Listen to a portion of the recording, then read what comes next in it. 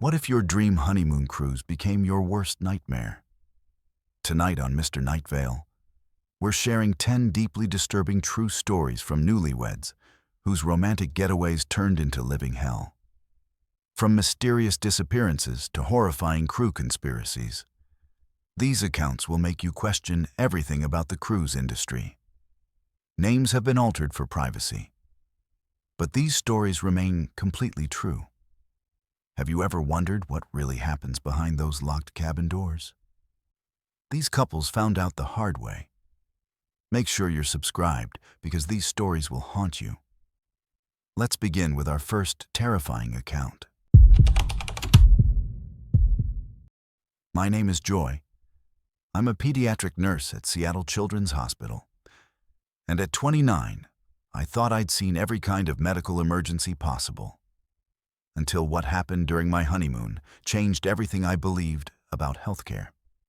Soren, my husband of exactly 1 week, teaches high school biology and has always been terrified of hospitals due to a traumatic childhood experience when his younger brother died from leukemia. We'd been together for 6 years. Through my nursing school, his teaching certification, and 3 miscarriages that nearly broke us apart. This Alaskan cruise aboard Neptune Voyage's Crystal Majesty wasn't just our honeymoon. It was our attempt to heal and reconnect after the devastating loss of our 3rd pregnancy just 4 months earlier. We'd saved every penny for 3 years, working double shifts and eating ramen dinners, because Soren had promised me that someday we'd see the northern lights together and forget about all the pain we'd endured. His mother, who raised him alone after his father abandoned them when his brother got sick, had given us her engagement ring to help pay for the cruise, saying she wanted us to have something beautiful to remember after all our heartbreak. My parents, both retired factory workers living on Social Security, had secretly contributed their Christmas money to help us afford the balcony suite on Deck 12, room 12,084. Because they knew how desperately we needed this time together. Soren has this endearing habit of talking to animals like they understand every word, and watching him photograph whales from our balcony while having full conversations with them about the weather and the ship's breakfast buffet made me fall in love with him all over again. I'd brought along 5 romance novels I'd been saving since before our wedding, planning to finally relax after months of grief counseling and fertility treatments that had drained both our savings account and our emotional reserves. Our opening evening aboard was magical. Dining at the specialty restaurant while Soren told me stories about his students and made me laugh until my sides hurt, something I hadn't done since we lost our last baby. But everything changed on our 4th day at sea when Soren woke up scratching frantically at his neck and chest. He's allergic to shellfish, something we've managed carefully for years. But he'd been so careful about checking ingredients with the dining staff throughout our trip. Within an hour, his skin had erupted in angry red welts that spread across his torso like wildfire. His breathing became labored and panicked, and I watched my husband's lips turn blue as he struggled for air, triggering every nightmare I'd had about losing another person I loved. I immediately called the ship's medical bay, drawing on my nursing training to keep Soren calm while we waited for help. Dr. Zayden arrived with a medical assistant named Alan, and I explained Soren's medical history, his allergies, and the medications he was taking for anxiety related to his brother's death. Dr. Zayden administered epinephrine and assured me this was a standard allergic reaction that they treated regularly on cruise ships. But something felt wrong when Alan kept asking detailed questions about our families, our jobs, and our insurance coverage while Soren was struggling to breathe on our bed. The medical bay was located deep in the ship's lower decks, far from the luxurious passenger areas we'd been enjoying. As they wheeled Soren through sterile corridors that reminded me of the hospital where I'd held his brother's hand as he died, I could see the terror in Soren's eyes. He squeezed my hand and whispered that he was scared, just like he had when we lost our babies. and I promised him that everything would be okay because I was a nurse, and I understood medical procedures. I had no idea how wrong I was. They placed Soren in a treatment room and asked me to wait in a cramped family area with uncomfortable plastic chairs and outdated magazines about cruise destinations. Hours passed without updates, which seemed unusual for a standard allergic reaction that should have responded quickly to epinephrine and steroids. Every time I approached the nursing station, drawing on my professional experience to ask specific questions about his treatment plan and medication protocols, the staff gave me vague responses and avoided making eye contact. Late that afternoon, a nurse named Bonnie finally brought me to see Soren. She explained that his condition had stabilized, but they wanted to monitor him overnight, which made sense given the severity of his reaction. But when I saw him unconscious and connected to monitoring equipment I didn't recognize from my hospital experience, my nursing instincts told me something was seriously wrong. His color was good and his breathing was steady, but there were multiple IV lines and monitors that seemed excessive for treating an allergic reaction. Dr. Zayden explained that they'd given Soren sedatives to help his body recover. But when I asked about the specific medications and dosages, he became evasive and suggested I trust their expertise rather than worry about technical details. As a pediatric nurse, I'm trained to advocate for patients and ask detailed questions about treatment plans. But Dr. Zayden seemed annoyed by my medical knowledge and kept emphasizing that cruise ship medicine was different from hospital protocols. I stayed with Soren through the night, holding his hand and talking to him about our plans for the future, the house we wanted to buy, and the children we still hoped to have once my body recovered from our losses. Around midnight, 2 medical technicians named Louis and Ronald entered with equipment I'd never seen in my 5 years of hospital work.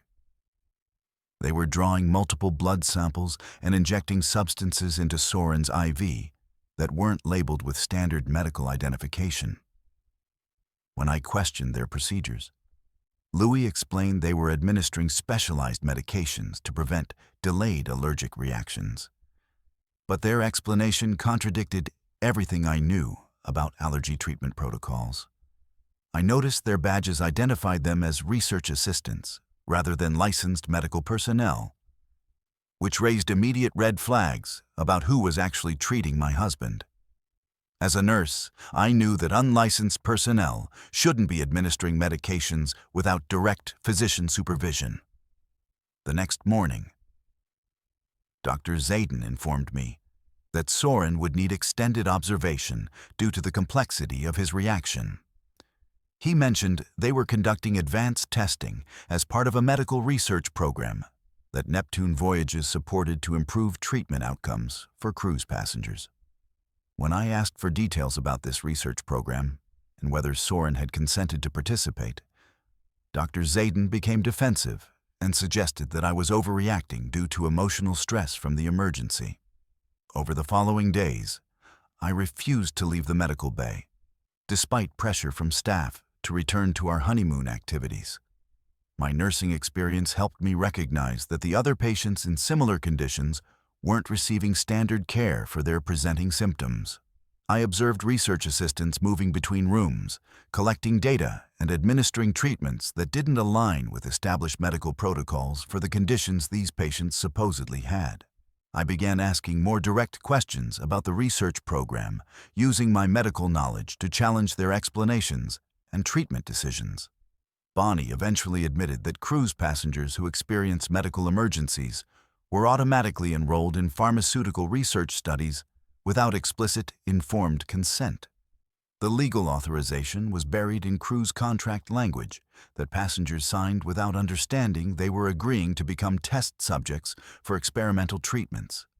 The revelation horrified me as both a nurse and a wife. Soren hadn't just suffered an allergic reaction. He had become an unwilling participant in illegal medical experimentation. When I demanded to review his medical records, I discovered he'd been given experimental drugs that were still in clinical trials, not approved treatments for allergic reactions. The research assistants were monitoring his responses to these untested medications and collecting data for pharmaceutical companies partnering with Neptune Voyages.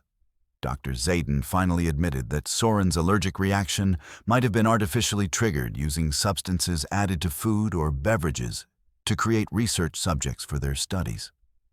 As a pediatric nurse, I understood the ethical violations involved in conducting medical research without informed consent, especially using methods that deliberately harmed patients to create test subjects. The magnitude of this betrayal felt like losing our babies all over again, except this time, someone had intentionally put Soren in danger. I tried to remove Soren from the medical bay immediately, threatening to report the illegal research to medical licensing boards and federal authorities. Dr. Zayden claimed that transferring Soren could be medically dangerous given the experimental treatments he'd received, and that passengers enrolled in research programs were legally obligated to complete the study protocols. When I mentioned contacting the media and regulatory agencies, he reminded me that we were in international waters where different laws applied. The remainder of our honeymoon became a nightmare of legal intimidation and medical coercion. I was forced to sign confidentiality agreements and consent forms for Soren's continued participation in research studies, knowing that refusing might jeopardize his medical care.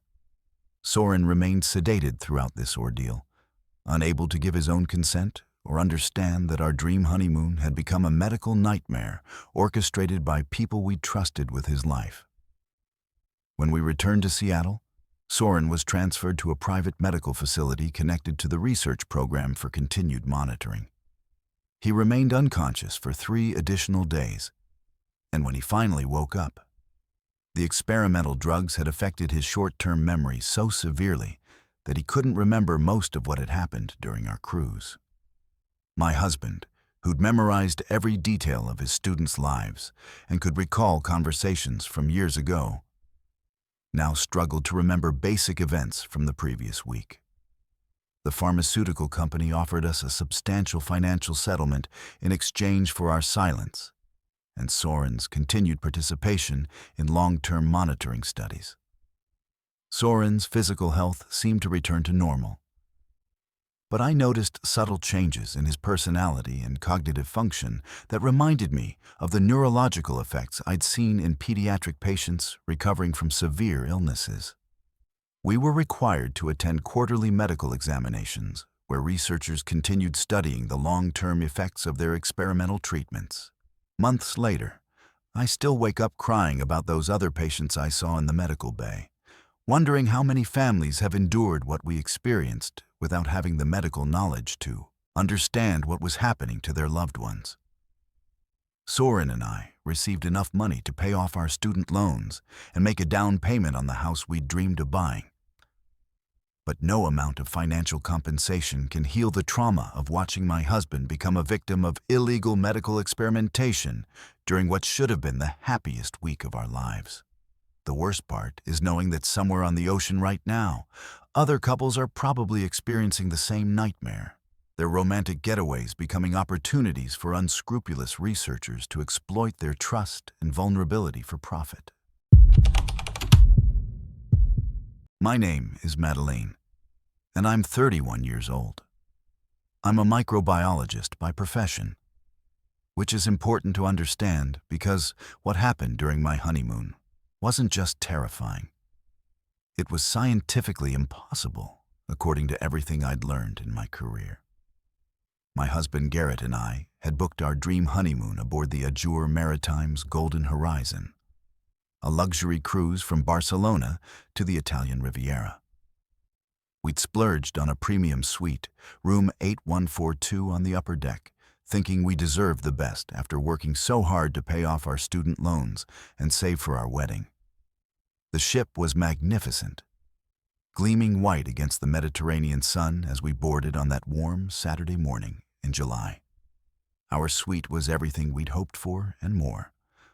Floor-to-ceiling windows, a private balcony overlooking the sea, marble bathroom with a jacuzzi tub, and Egyptian cotton linens that felt like silk against our skin. The ship's amenities were incredible, with multiple restaurants, a spa, 3 pools, and even a small casino. Garrett was particularly excited about the rock-climbing wall and the surf simulator, while I was looking forward to the cooking classes and wine tastings. We spent our first day exploring every deck, taking photos, and marveling at how lucky we were to be experiencing this together as newlyweds. On our second morning, I woke up with a strange, metallic taste in my mouth and a slight headache. Garrett seemed fine, so I attributed it to perhaps drinking too much wine at dinner the night before.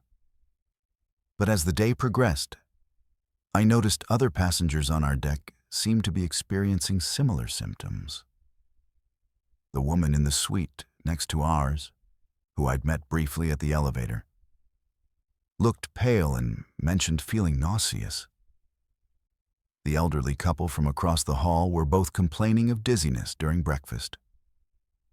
At first, I thought it might be seasickness, even though the waters were remarkably calm. By the third day, the symptoms had worsened for everyone on Deck 8. I started keeping detailed notes, as was my habit from years of laboratory work. 7 passengers that I could identify were experiencing similar symptoms: persistent headaches, metallic taste, mild nausea, and an unusual rash developing on our arms and necks.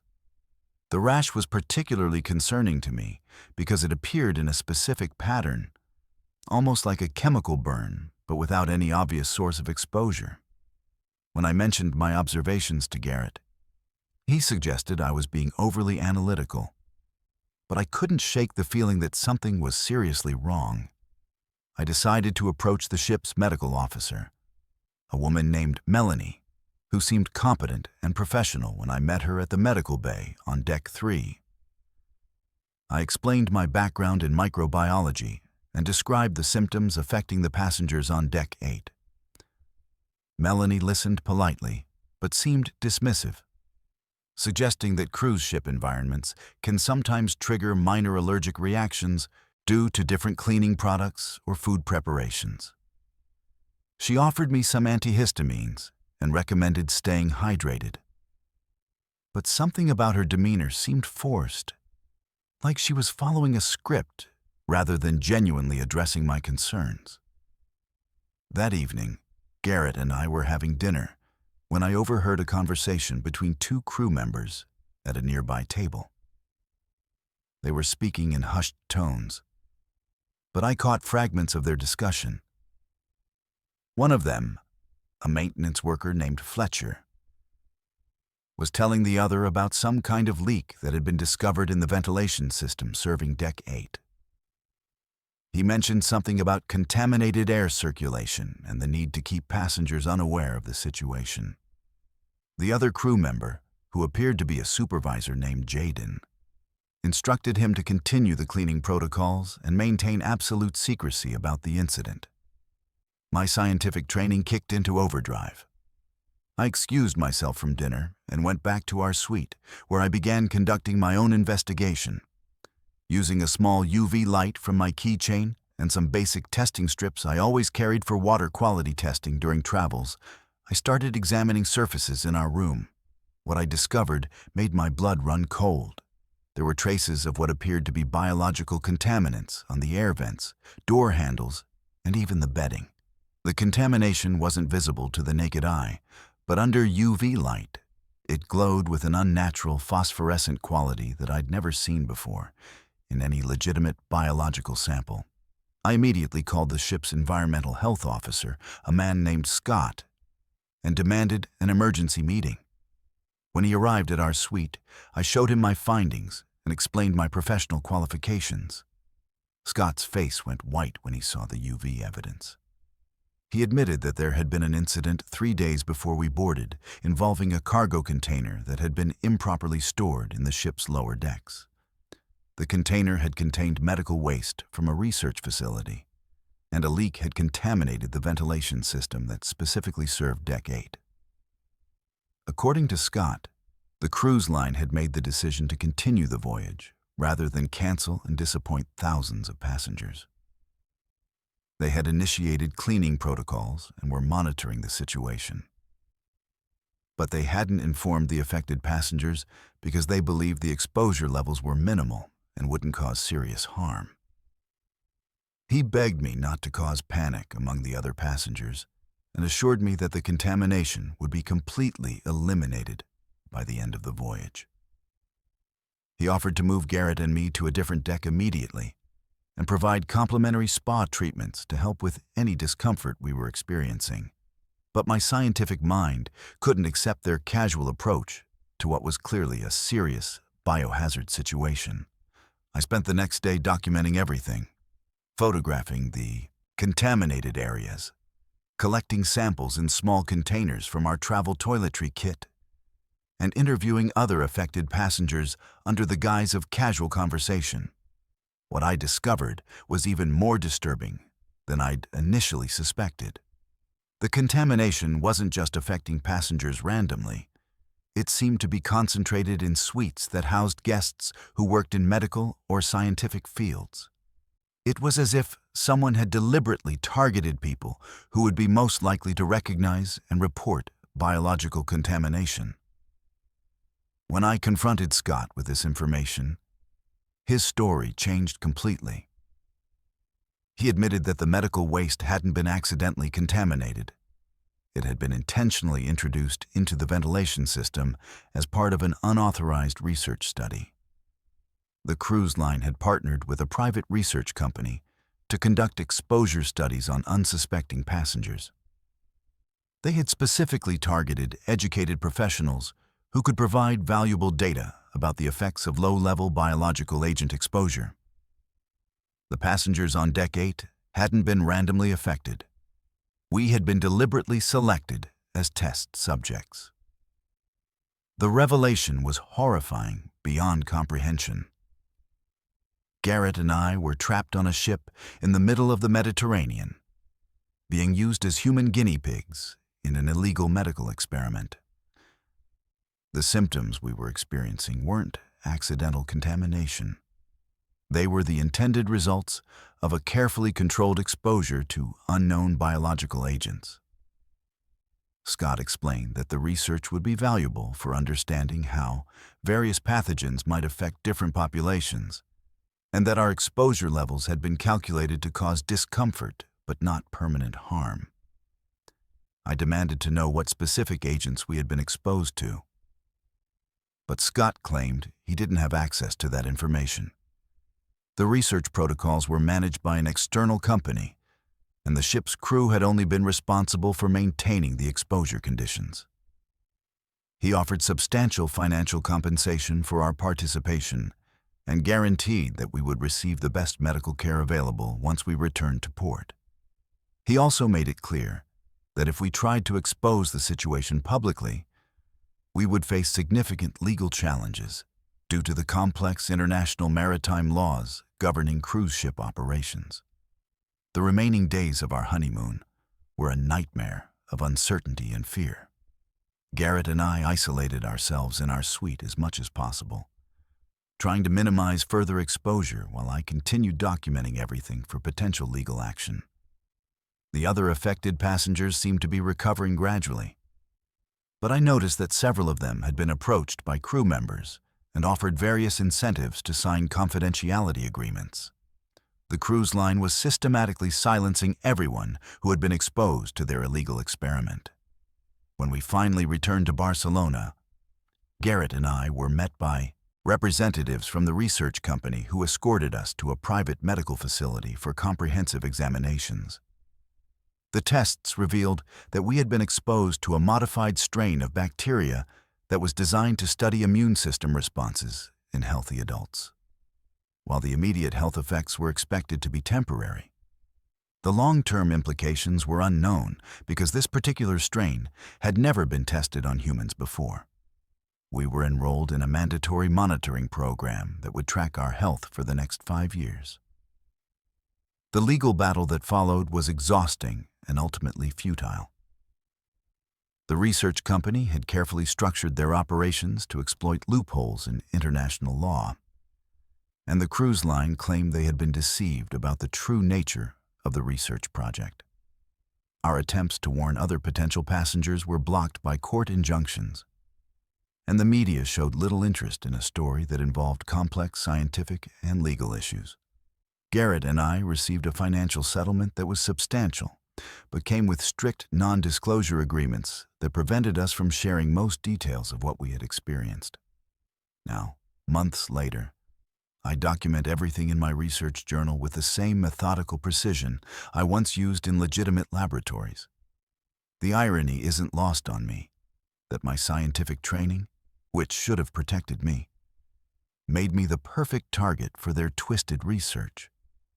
Garrett's health continues to deteriorate in ways that medical professionals can't explain or treat. Every morning, I wake up knowing that somewhere in a corporate laboratory, our biological data is being analyzed and published in research papers we'll never be allowed to read. We became statistics in someone else's experiment, and there's absolutely nothing we can do to change that fact. My name is Catalina. I'm 26 years old, and what I witnessed during my honeymoon will haunt me until the day I die. Armando and I had been planning our cruise aboard Meridian Cruise Lines' Star Explorer for over a year, saving every penny we could spare for this Caribbean adventure departing from Fort Lauderdale. When we finally stepped aboard that massive ship on a sweltering Tuesday afternoon in August, we felt like we were entering paradise.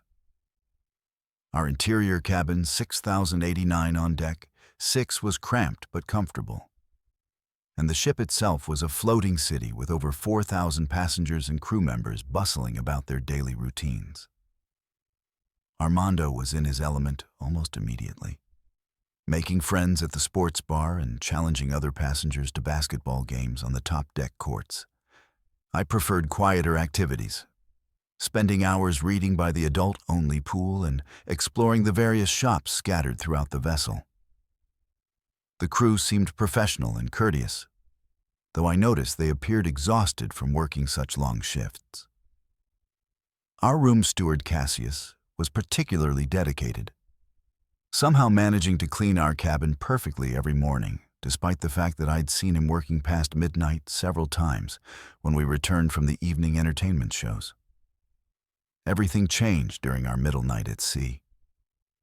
Armando had fallen into a deep sleep after we'd spent the evening dancing at the ship's main theater.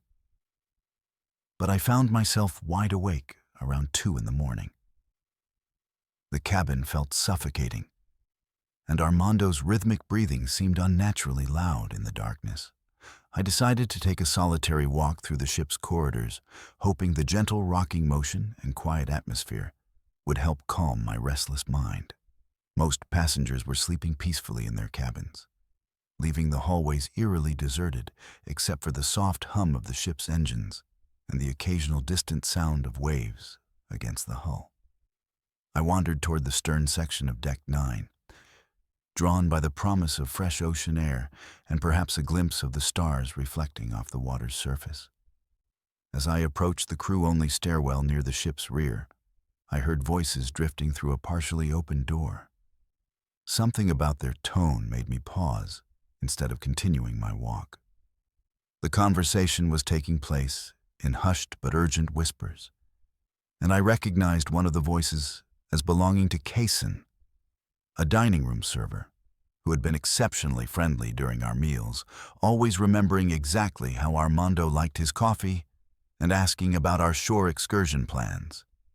Curiosity overwhelmed my better judgment, and I crept closer to the door, positioning myself where I could hear clearly without being seen.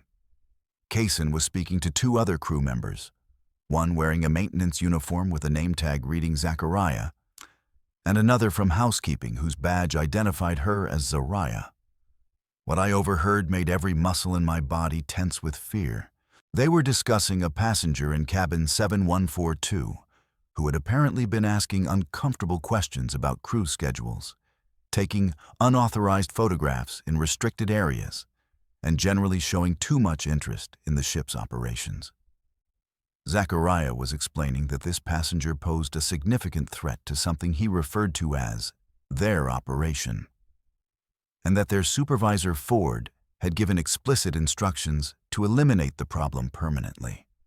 Zariah suggested making it appear accidental, mentioning that they had successfully handled similar situations on previous voyages without arousing suspicion from ship security or cruise line management. The conversation became increasingly detailed as they discussed specific methods for making someone disappear overboard during the early morning hours when deck surveillance was minimal and most passengers were safely tucked away in their cabins. Kaysen contributed his own expertise, explaining how they could create a plausible scenario involving alcohol consumption and an accidental fall from one of the upper decks. He mentioned that solo travelers were particularly easy targets because there would be fewer people asking questions or demanding thorough investigations. Zariah added that the cruise line's standard policy was to conduct brief searches for missing passengers. But with thousands of people aboard and the vastness of the ocean, people simply vanish sometimes and were written off as tragic accidents or possible suicides. My hands began trembling as I realized I was listening to crew members planning an actual murder. The casual way they discussed logistics and timing made it clear this wasn't their first conversation about eliminating problematic passengers. Zachariah mentioned that Ford was part of a larger network within the crew that protected certain activities happening throughout the ship, and that removing threats was considered part of their regular duties. They discussed accessing the target's cabin using maintenance keys, waiting for the right opportunity, and ensuring no witnesses would be present during the incident. I remained frozen in place for several more minutes as they finalized their plans, mentioning that the passenger in question was traveling alone and had no close connections with other guests, making him an ideal target for their operation. They agreed to move forward within the next 24 hours, with Zachariah handling the technical aspects, while Kaysen and Zariah created alibis and managed any potential witnesses or complications that might arise during the execution of their plan. When I finally managed to back away from the door, my legs felt like liquid, and my heart was pounding so violently I was certain it could be heard echoing through the empty corridor. I somehow made it back to our cabin without collapsing, though I had to stop several times along the way to steady myself against the walls. Armando was still sleeping peacefully, completely unaware that his new wife had just discovered evidence of murder conspiracy among the ship's crew members. Sleep became impossible as I lay beside Armando, staring at the ceiling and trying to process what I had witnessed. Should I report this to ship security? But what if security was compromised or involved in the conspiracy? Should I try to warn the passenger in cabin 7142? But I didn't know who they were or what they looked like, and approaching them might put both of us in even greater danger.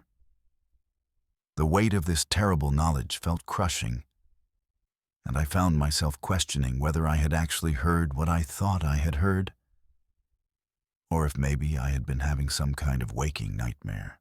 Dawn brought no relief from my anxiety. During breakfast, I watched Kaysen serving other tables with his usual cheerful demeanor, smiling warmly at families and chatting pleasantly with elderly couples, as if he hadn't been discussing murder just hours earlier. The disconnect between his public persona and his private conversations made everything feel surreal and infinitely more terrifying. I found myself studying every crew member's face, wondering how many of them were involved in this conspiracy and what other dark activities might be happening throughout the ship. Later that morning, while Armando was at the fitness center, I decided to walk past cabin 7142 to see if I could gather any information about its occupant. The cabin was located on deck 7, and as I approached, I noticed maintenance equipment positioned strategically near the door. Zachariah was there with another crew member I didn't recognize, and they appeared to be manipulating the electronic lock system. When they noticed me walking down the corridor, both men stopped their work and watched me with expressions that made my blood freeze in my veins. I forced myself to maintain a normal walking pace until I reached the end of the hallway. But I could feel their eyes tracking my movement until I disappeared around the corner. The implication was unmistakable. They were preparing to gain unauthorized access to the cabin, probably to wait for their intended victim to return from whatever activities were occupying their time.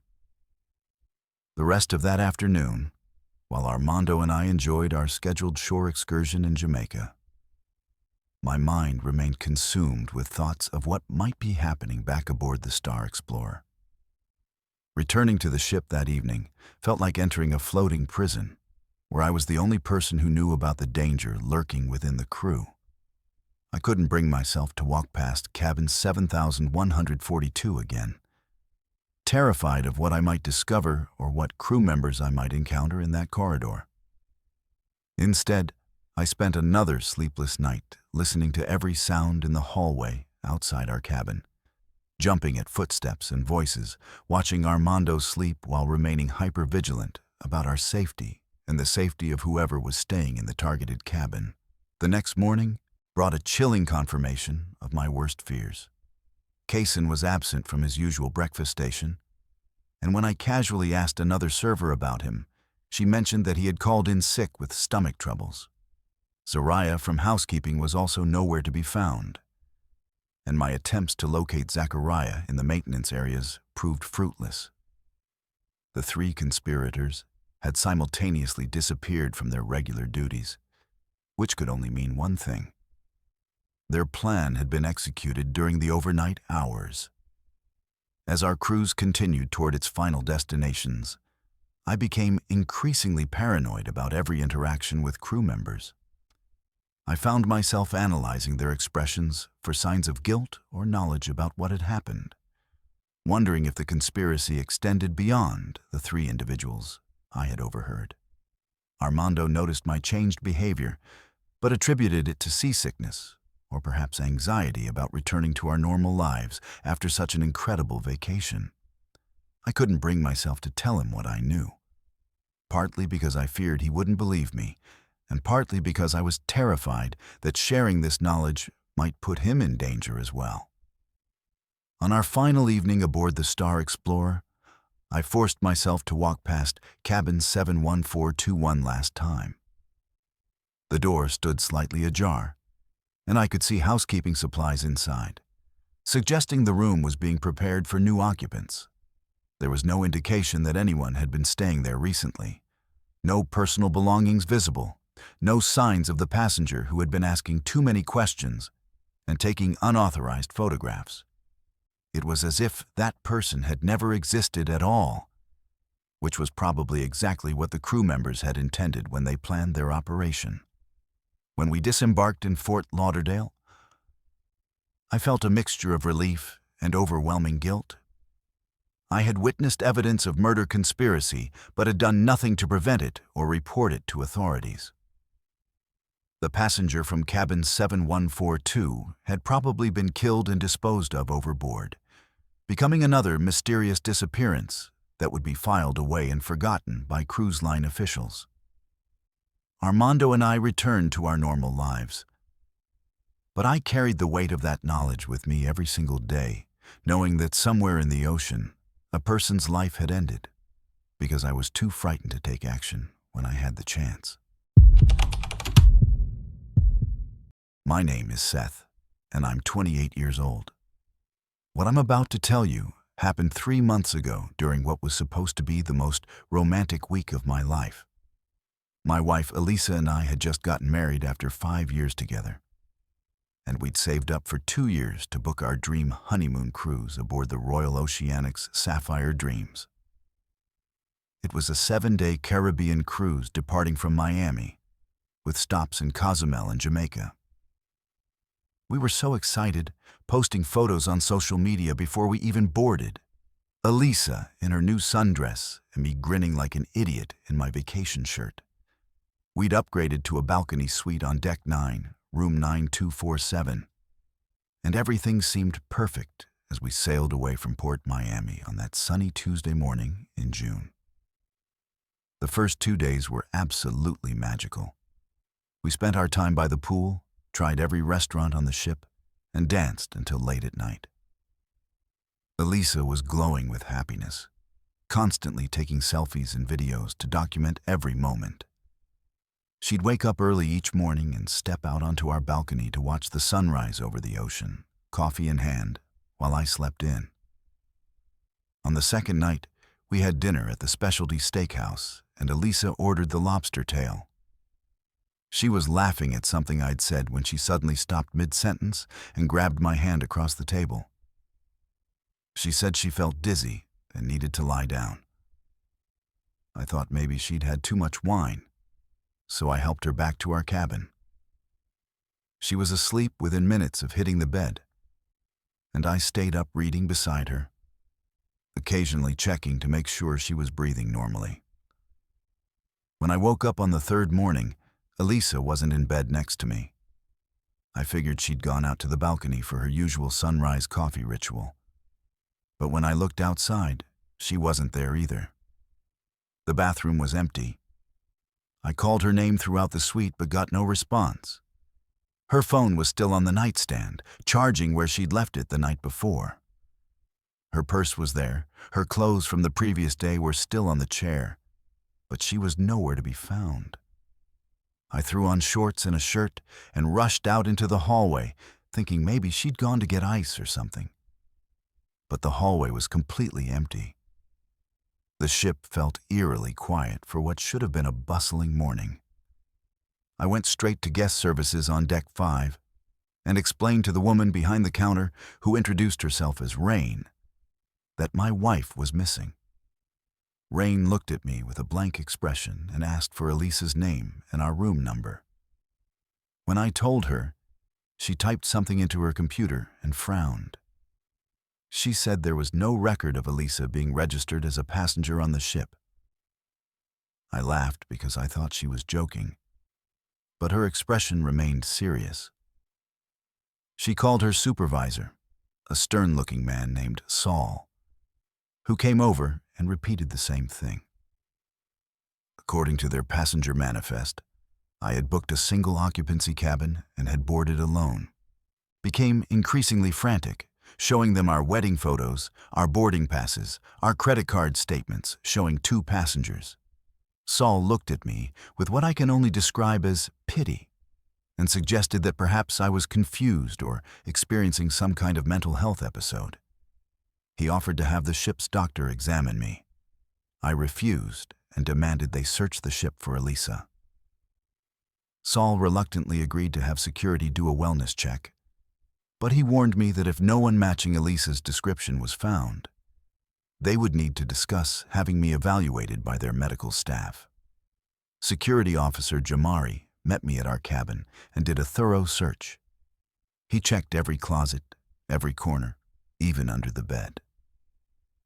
He asked me detailed questions about Elisa, what she was wearing, where she might have gone.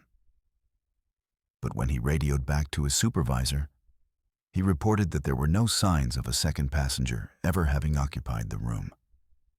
The bed showed signs of only one person sleeping in it. There was only one set of toiletries in the bathroom. Only one towel had been used. I stood there in shock, pointing to Elisa's clothes on the chair. But Jamari looked where I was pointing and said he didn't see any women's clothing. When I reached for her purse on the dresser, my hand passed right through empty air. The next few hours were a blur of increasingly desperate conversations with crew members. I spoke to our dinner server from the night before, Lionel, who had served us at the steakhouse. He looked at me blankly and said he remembered serving me dinner, but I had been dining alone and had seemed to be talking to myself throughout the meal. The bartender at the pool deck, Florence, said she remembered me ordering drinks, but always just one at a time, for myself. I pulled up photos on my phone to show them Elisa. But every single photo that should have shown both of us now only showed me. Often in poses that made it look like I was embracing empty air or talking to no one. I called Elisa's sister back home, but when I mentioned Elisa being missing from the cruise, her sister sounded confused. She asked me what I was talking about, saying Elisa had never gone on any cruise and had actually been working at her job all week. According to her, Elisa and I had broken up 6 months ago. When I insisted we had just gotten married, Elisa's sister hung up on me. I tried calling Elisa's workplace, but they said Elisa had been at work every day that week and had never mentioned taking time off for a honeymoon. By the 4th day, the ship's doctor, a kind woman named Alicia, sat me down for what she called a wellness consultation. She explained that sometimes extreme stress or trauma can cause people to create elaborate false memories or experience dissociative episodes. She showed me documentation proving that I had booked and paid for the cruise as a single passenger, had boarded alone, and had been exhibiting concerning behavior since the first night, including talking to myself in public areas and ordering food for someone who wasn't there. She prescribed mild sedatives and recommended I consider disembarking at the next port to seek proper psychiatric care.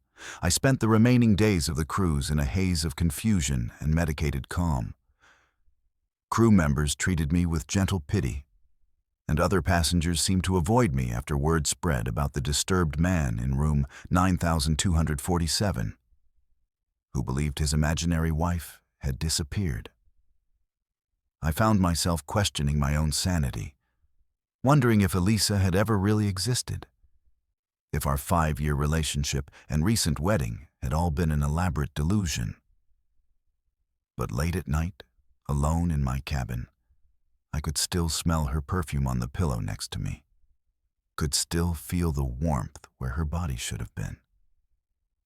When we returned to Miami, I disembarked like a ghost of myself. My car was in the parking garage where I'd left it, but all traces of Elisa's belongings had vanished from it too. Our apartment looked exactly as it had when I'd left, except there were no signs Elisa had ever lived there. Her clothes were gone from the closet, her photos were missing from the walls, her coffee mug wasn't in the kitchen cabinet. It was as if she had been systematically erased, not just from the ship, but from my entire life. 3 months later, I'm still trying to piece together what happened. I've seen psychiatrists who all suggest the same thing, that Elisa was a stress-induced hallucination brought on by pressure from work and social expectations about marriage. But I know what I experienced. I know Elisa was real. I know we were married. I know she was on that ship with me. Sometimes I wonder if I'm the one who disappeared, if I somehow slipped into an alternate reality where Elisa never existed. The only thing that keeps me anchored to the truth is this story, these words, this testimony that at least proves I remember her. If you're listening to this and you've experienced something similar, if reality itself seems to have shifted around you, please know that you're not alone and you're not crazy. Sometimes the most disturbing horror isn't what happens to us, but what gets taken away from us so completely that no one believes it ever existed at all. My name is Caspian, and I'm 33 years old. What I'm about to share sounds impossible, but I swear every detail is true. My wife Kalia and I are both forensic accountants who specialize in financial fraud investigations for insurance companies. So we're trained to notice inconsistencies and follow evidence trails. We'd been working 18-hour days for months on a corporate embezzlement case, barely seeing each other except to compare notes over cold takeout dinners. This honeymoon cruise aboard Constellation Cruises Pacific Pearl from Los Angeles to Hawaii was supposed to be our chance to disconnect from spreadsheets and remember why we fell in love in the first place. Kalia comes from a family of detectives and private investigators, inheriting an uncanny ability to read people and spot when someone's story doesn't add up. Her father spent 30 years as a homicide detective, and her 2 brothers work in federal law enforcement, which means our family gatherings always involve discussions about criminal psychology and investigative techniques. I grew up in a family of accountants where my parents met while working fraud cases for the Treasury Department, teaching me that people always leave paper trails and that numbers never lie if you know how to interpret them correctly. We'd saved for 2 years to afford the ocean view cabin on Deck 8, room 8156, working extra freelance cases and skipping vacations because Kalia insisted we needed a balcony to watch Hawaiian sunsets together.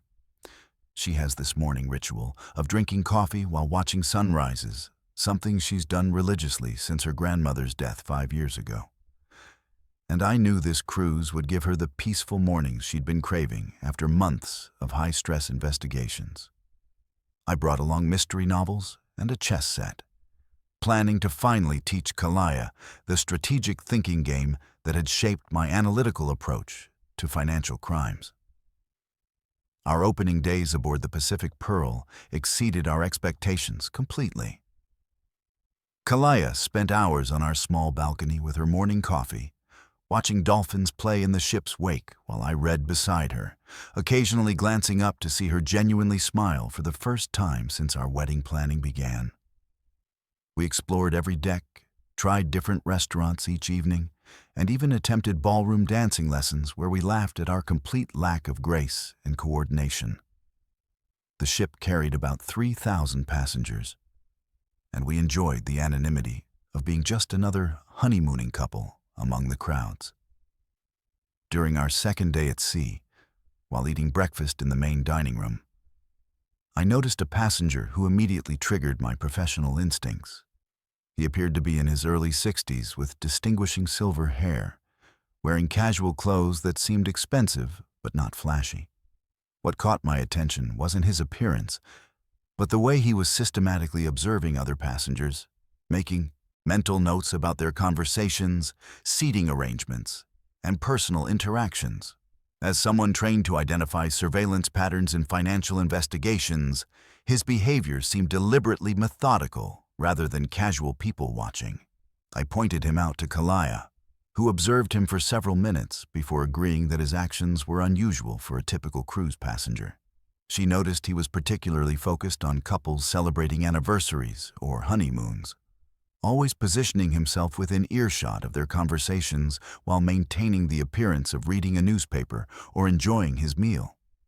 When we finished breakfast and attempted to introduce ourselves, as we normally did with fellow passengers, he quickly gathered his belongings and left the dining room without acknowledging our approach. Later that afternoon, we encountered the same man again near the ship's casino. But something was different about his appearance that made Kalaya grab my arm in surprise. He was wearing completely different clothing, his hair was styled differently, and even his posture had changed significantly. Most disturbing was that he was engaged in animated conversation with an elderly couple, laughing and sharing stories as if they were longtime friends. Kalaya whispered that she was certain this was the same person from breakfast. But his entire demeanor had transformed completely. That evening at dinner, we saw him once more, but now he was seated at a table with a different set of passengers, a middle-aged couple celebrating their wedding anniversary. His clothing had changed again, and he seemed to have adopted yet another personality, this time appearing more refined and intellectual as he discussed art and literature with his dinner companions. Kalia and I exchanged concerned glances because we were witnessing what appeared to be the same person assuming multiple identities within the span of a single day.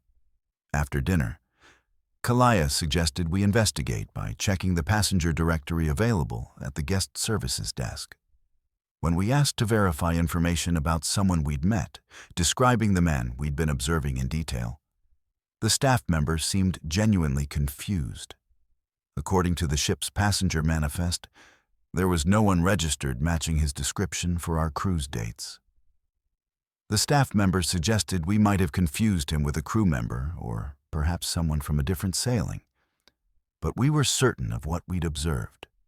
This discrepancy bothered both of us throughout the night, because our professional training had taught us that when official records contradict observed evidence, There's usually fraud involved somewhere in the equation.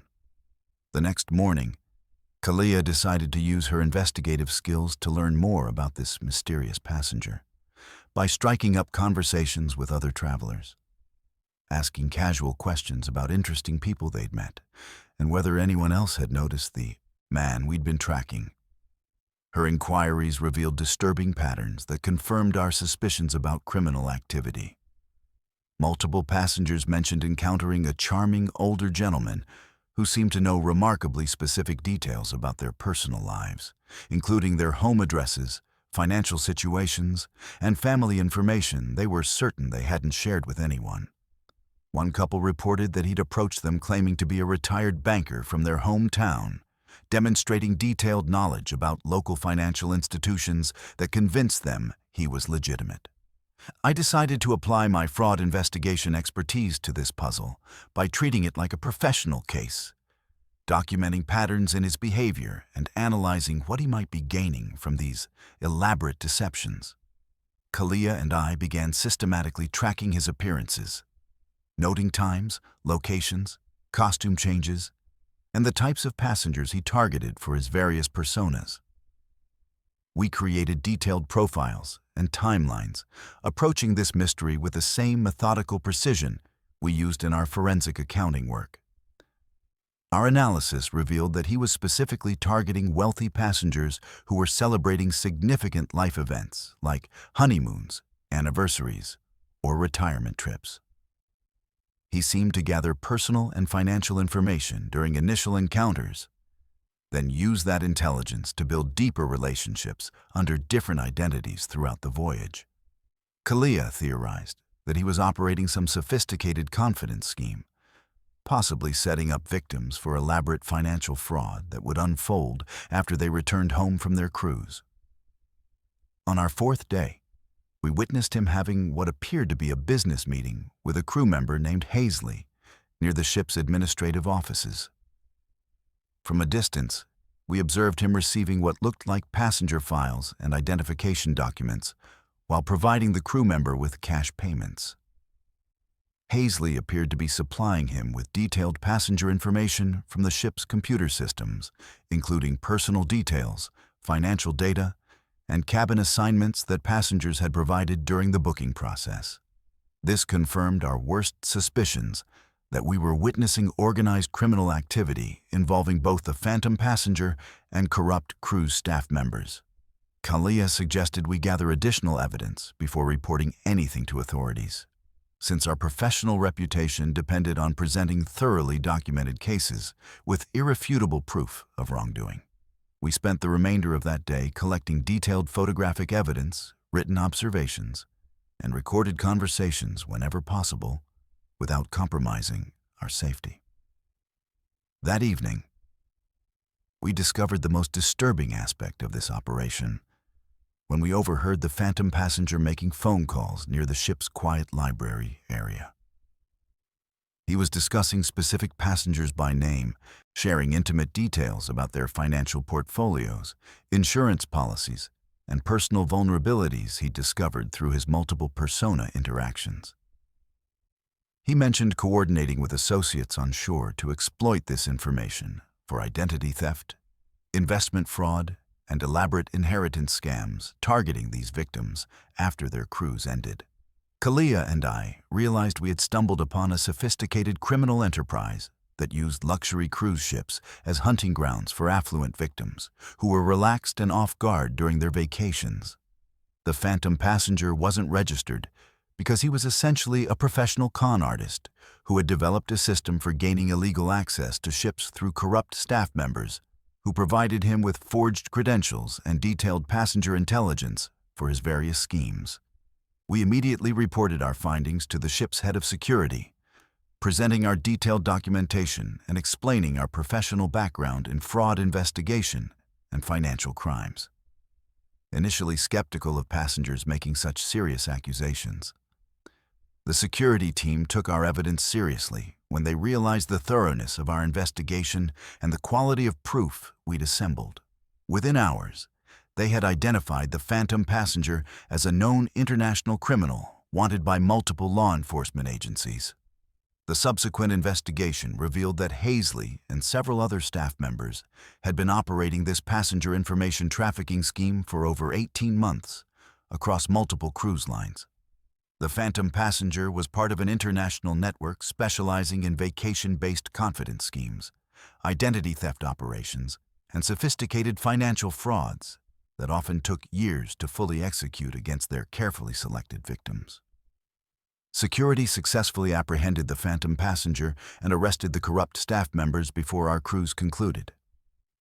But Kalaya and I spent our remaining days deeply unsettled by the realization of how many innocent travelers had likely been victimized by this operation before we discovered it. We provided comprehensive statements to federal investigators when we returned to Los Angeles, and our forensic expertise proved invaluable in helping them understand the full scope of this criminal network. Every time I close my eyes now, I see that man's face changing like a chameleon, shifting personalities as easily as changing clothes. And I wonder how many other Phantom Passengers are still operating on cruise ships around the world. Kalaya and I received official recognition from law enforcement agencies for our investigative work. But we can't shake the knowledge that our honeymoon accidentally uncovered a criminal operation that had been systematically destroying people's financial lives for years.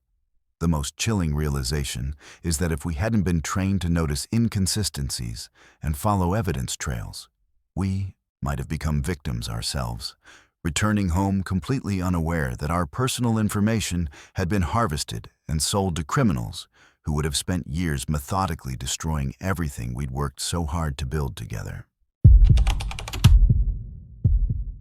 They told me I was lucky to survive, but I don't feel lucky at all.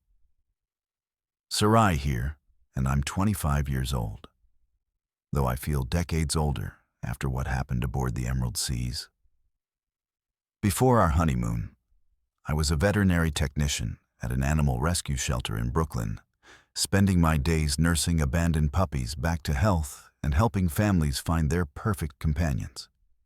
My husband Major, a paramedic for the FDNY, had proposed to me after a particularly difficult shift where he'd saved 3 lives in a single day, saying he needed someone in his life who understood the weight of holding fragile lives in your hands. I grew up as the youngest of 5 daughters in a chaotic but loving Irish Catholic family, where my mother worked double shifts as a hospital custodian to support us after my father died in a construction accident when I was 12.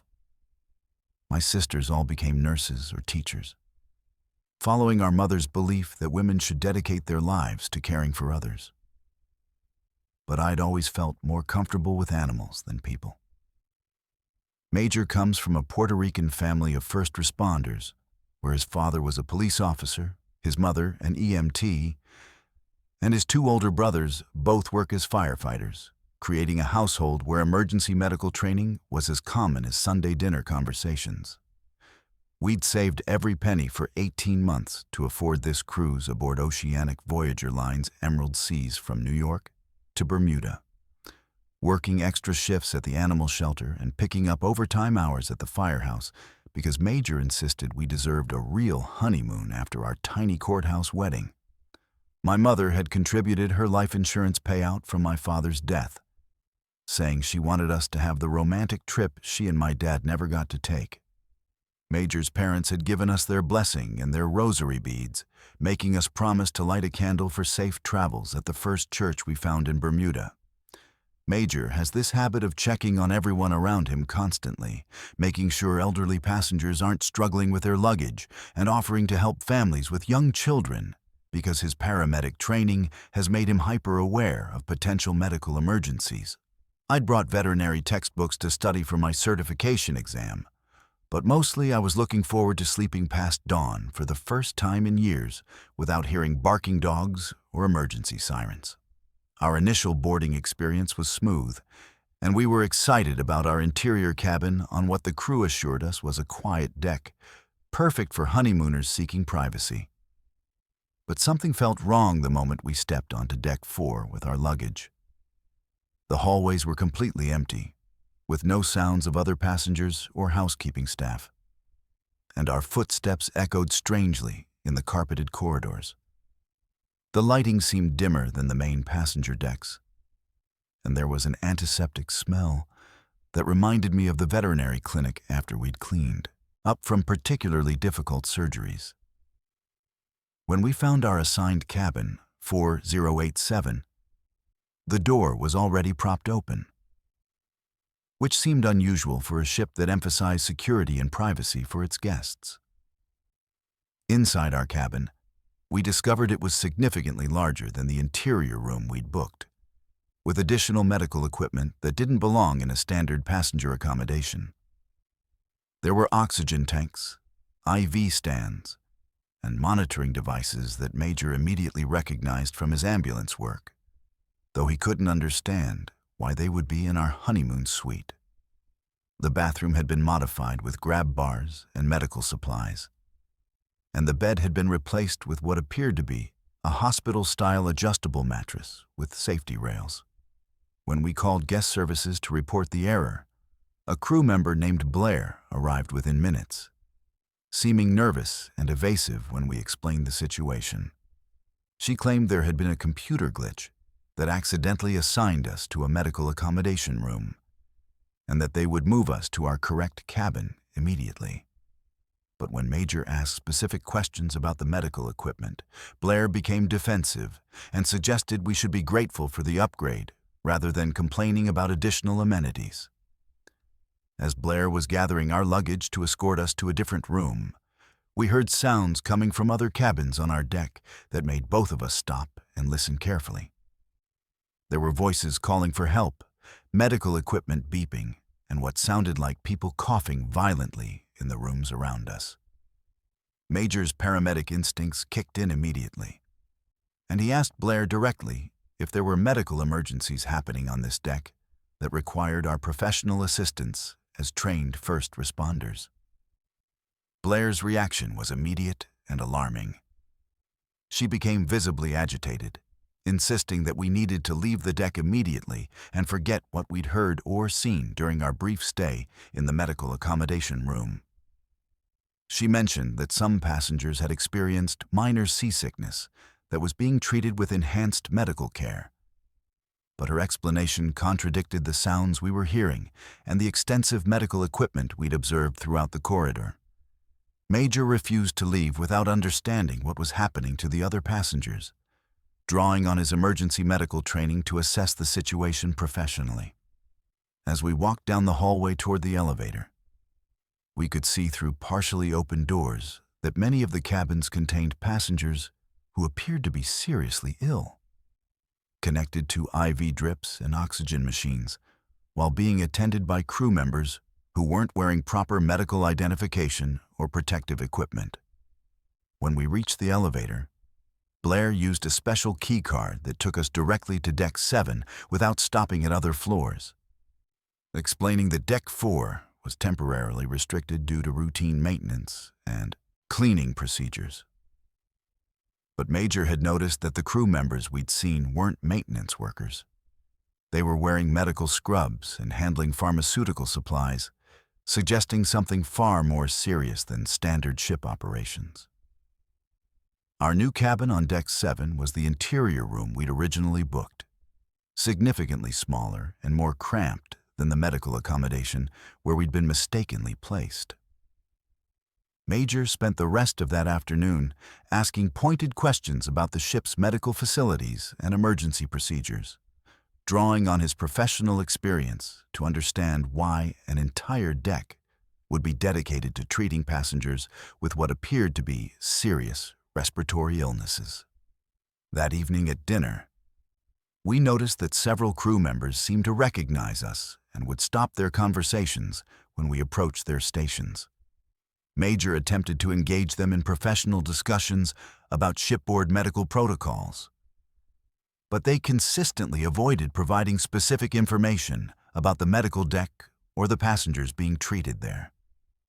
The ship's dining room seemed less crowded than expected for a vessel that was supposed to be at full capacity.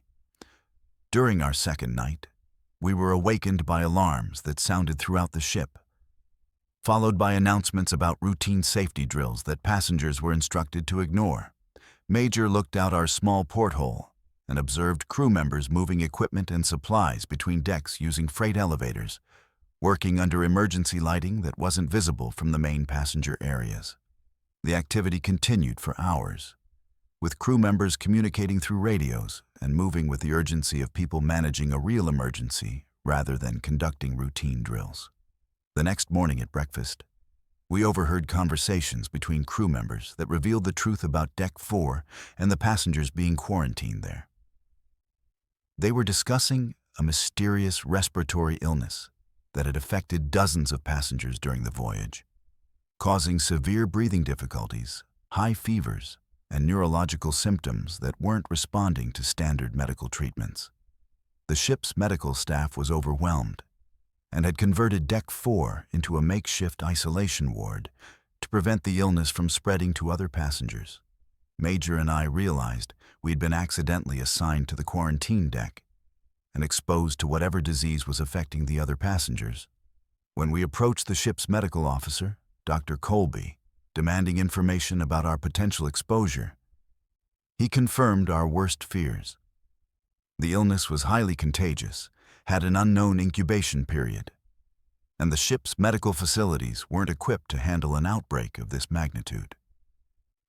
We had been moved from Deck 4 not because of a computer error, but because crew members had realized we didn't belong in quarantine.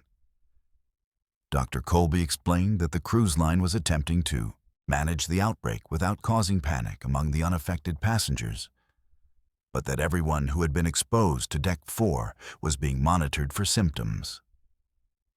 Major and I were instructed to report any signs of illness immediately and to avoid close contact with other passengers until we could be certain we hadn't contracted the disease. The ship was continuing to its destination in Bermuda, where affected passengers would be transferred to specialized medical facilities. Over the following days, we watched helplessly as more passengers began showing symptoms of the mysterious illness and were quietly relocated to Deck 4. The crew maintained the facade of normal cruise operations while secretly managing what had become a floating medical emergency. Major used his paramedic training to monitor our vital signs and watch for early symptoms, while I found myself thinking about the animal diseases I'd encountered at the shelter and wondering if this outbreak had originated from contaminated food or water supplies. The ship's final approach to Bermuda was unlike any normal port arrival. Instead of passengers gathering on deck to watch the island approach, we were confined to our cabins while medical teams boarded the ship to evaluate the quarantine situation. Major and I were among the passengers who had been exposed but weren't yet showing symptoms, placing us in a terrifying limbo of uncertainty about our health and future. When we finally disembarked in Bermuda, instead of enjoying our planned romantic getaway, we were immediately transported to a medical facility where we underwent extensive testing and monitoring.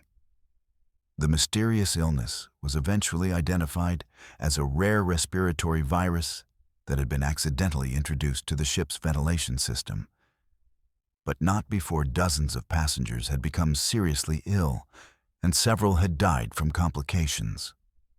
Major and I spent our honeymoon in medical isolation, watching each other for signs of the disease that could have killed us, knowing that our accidental placement on Deck 4 had exposed us to a nightmare that continues to haunt our dreams. The cruise line eventually settled lawsuits with affected passengers, but no amount of money could erase the trauma of watching people die from a preventable outbreak that was mismanaged from the very beginning. To this day, I can't enter a hospital without remembering the sounds of those passengers calling for help on Deck 4. And Major has developed anxiety about confined spaces that affects his ability to work in ambulances and emergency situations. I need to confess something that's been eating away at my soul for the past year, and I pray that sharing this burden will somehow bring peace to the families whose loved ones never came home. Eliel here, 30 years old, and before our honeymoon cruise, I was a marine engineer who specialized in ship propulsion systems for commercial vessels. My job involved inspecting engine rooms, understanding every pipe and valve, and ensuring that massive ships could safely transport cargo across the oceans. My wife, Elowen, a social worker who dedicated her life to helping trafficking victims find safety and new lives, had no idea that my professional curiosity would lead us to discover the most horrific operation I could have ever imagined. I grew up in a blue-collar family in Portland, where my father worked at the shipyards for 35 years, teaching me about marine engineering from the time I could hold a wrench. My mother was a seamstress who took in piecework to help support our family of 7 children. And she always emphasized the importance of speaking up when you witness injustice, even when it's dangerous to do so. Elowen comes from a family of immigrants who fled violence in El Salvador when she was 8 years old, giving her first-hand understanding of what it means to be vulnerable and desperate for safety in a foreign country. We'd been together for 4 years, meeting when I was contracted to inspect the engines on a Coast Guard vessel that had rescued Elowen's trafficking victims during a maritime operation. She was providing trauma counseling to the survivors, and I was amazed by her gentle strength and determination to help people rebuild their lives after experiencing unimaginable horrors. Our relationship grew slowly because Elowen needed time to trust again after working with so many people who had been betrayed by those who were supposed to protect them. Elowen and I had saved for 2 years to afford our honeymoon cruise aboard Horizon Maritime's Royal Splendor from Miami to the Eastern Caribbean, working extra jobs and living frugally because we both believed that after helping so many other people, we deserved a week of pure happiness together. Elowen's adoptive parents, who had sponsored her family's immigration and helped them build new lives in America, had contributed toward our honeymoon fund as a wedding gift. My parents had given us their blessing along with my grandfather's vintage compass, which had guided him safely through World War II naval service. Elowen has this beautiful habit of writing letters to trafficking survivors she's helped over the years, sending encouragement and updates about their progress, because she believes that maintaining connections helps both the survivors and herself remember why their work matters. I brought along technical manuals about new marine engineering innovations, planning to study for professional certifications that would advance my career and allow us to eventually start the family we both wanted. Our honeymoon began perfectly as we explored the Royal Splendor's impressive engineering systems during the public tours, with me explaining to Elowen how the massive engines and propulsion systems worked to move our floating city through the ocean. She was fascinated by the complexity of maritime operations, asking intelligent questions about safety protocols and emergency procedures. We spent our evenings dancing on deck and talking about our dreams for the future, feeling grateful for the love we'd found and the meaningful work we both did to help others. But during our 3rd day at sea, my engineering curiosity got the better of me when I noticed some unusual modifications to the ship's ventilation systems during our tour of the engine areas. As someone trained to identify safety violations and unauthorized modifications to marine vessels, I recognized that several air ducts had been rerouted in ways that didn't match the ship's original blueprints. When I mentioned this to our tour guide, he seemed nervous and quickly moved our group away from that area, claiming it was routine maintenance that passengers didn't need to understand. That evening, I couldn't stop thinking about what I'd observed. So I decided to explore the engine areas more thoroughly, using my professional knowledge to access restricted areas that most passengers would never see. Elowen was reluctant to break ship rules, but she understood my concerns about potential safety violations and agreed to accompany me as long as we were careful not to interfere with crew operations or put ourselves in danger. Using my engineering expertise, I managed to access maintenance corridors and service areas that led deeper into the ship's operational sections. What we discovered in the lower cargo areas made Elowen gasp in horror. and triggered every instinct she'd developed from years of working with trafficking victims. There were dozens of people, mostly young women and children, being held in makeshift cells constructed within shipping containers that had been modified with basic ventilation and sanitation facilities. Elowyn immediately recognized the signs of human trafficking that she'd learned to identify through her professional training. The fearful expressions, malnourished appearances, and the way these people huddled together, seeking comfort and protection. Some of the victims appeared to be drugged or sedated, while others were clearly ill from the poor conditions and inadequate medical care. Elowyn whispered that these people were being transported against their will, likely destined for forced labor or sexual exploitation in whatever ports the ship visited. As we tried to comprehend the magnitude of what we were witnessing, we heard footsteps approaching and quickly hid behind cargo containers to avoid being discovered. Several crew members entered the area, including individuals wearing officer uniforms who were clearly in supervisory positions. They were discussing logistics for transferring some of the victims to smaller vessels during the ship's upcoming port stops, treating these human beings like cargo to be distributed for maximum profit. Elowyn and I listened in horror as the crew members discussed specific buyers who would be taking possession of victims in different Caribbean islands, with prices negotiated based on age, physical appearance, and perceived ability to work in various illegal enterprises.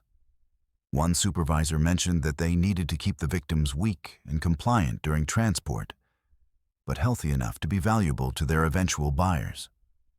When the crew members left, Elowyn wanted to immediately help the victims, but I knew that approaching them could put everyone in even greater danger if we were discovered before we could alert authorities. Elowyn used her professional training to assess which victims seemed most in need of immediate medical attention, while I documented everything I could about the ship's modifications and the crew members involved in this operation. We spent the next several hours developing a plan to gather evidence and contact law enforcement without alerting the trafficking network to our discovery. Elowyn used her experience with victim advocacy to understand how we could help these people without making their situation worse, while I used my engineering knowledge to map out escape routes and identify security vulnerabilities in the ship's systems. During our fourth day, we discreetly observed crew members who were involved in managing the trafficking operation, noting their schedules, communication patterns, and the security measures they used to prevent discovery.